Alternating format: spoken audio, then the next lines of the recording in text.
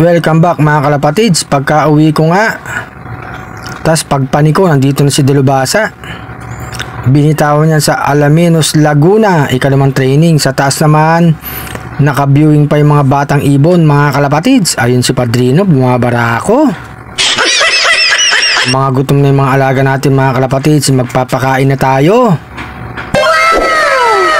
Mukhang di napagod si Dalubhasa. Relax na relax mga kalapatids. Ayun yung mga breeders natin, may mga itlog na yan mga kalapatids. Nag-iisang training natin sa south nga mga kalapatids. Eto siya mga kalapatids, oh. Pumaparis pa sa magandang ibon mga kalapatids. Maganda rin kasi may paris para sipaging umuwi mga kalapatids. Ayan, oh. Ayos na, Dalubhasa. Etong babaeng ibon, ilalaro natin to sa norte mga kalapatids. Parang hindi nga napagod si Dalubhasa mga kalapatids, ah. Lumalayo na nga ang training mga kalapatids. Ikalimang training na nga sa South Race.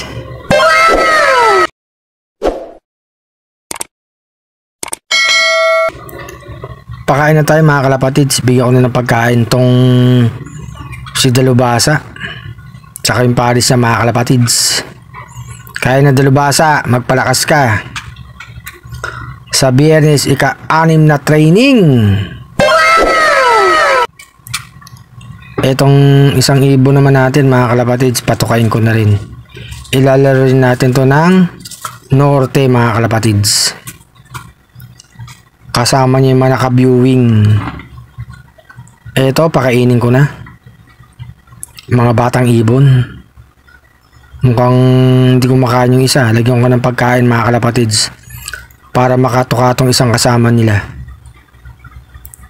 Ayan mga kalapatids, naglagyan na tayo ng isa pang patuka. Kumakain na silang tatlo. Andyan lang sila sa taas para makapag-viewing sila. Matandaan tong loop natin mga kalapatids.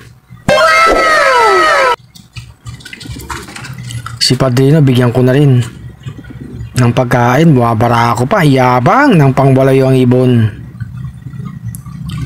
Sa baba, bigyan ko na itong breeder natin mga kalapatids. May itlog na nga sila. Maganang kumain. Siyempre sa baba, si RC Stichelbout, Santa Ana, Cagayan, finisher. At yung paris niyang Stichelbout mga kalapatids. Kondisyong mga breeders. Ito mga kalapatids, uminom na yung paris ni Dalubhasa. Plain water lang tayo sa hapon mga kalapatids.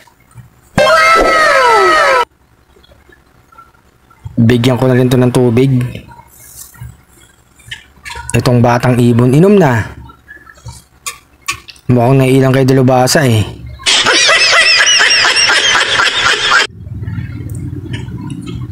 Bigyan ko na lang siya ng tubig dito mga kalapatids sa taas. Ayan, nakainom na. Magandang ibon. Ito nga yung bigay sa atin ni Christian. Ito nga mga kalapatids, nakakain yung mga alaga natin. Ito nga si Arcelop, nakauwi nga si Dalubhasa, Alaminos, Laguna mga kalapatids. Happy flying. Enjoy lang sa pag-ibon.